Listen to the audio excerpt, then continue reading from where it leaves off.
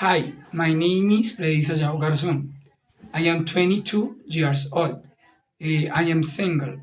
I am a public accounting student. Let me talk about my family. Uh, I live with my mom and me two siblings, Julia and Jonathan. My younger sister is 16 years old.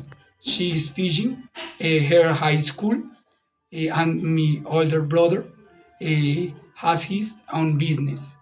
And as for my hobbies, I like to visit my grandparents who live in a small country side here, Espinal Tolima, and listen to music. I am not working the moment because I have to go to the university throughout the week, so that is why I can't get a job.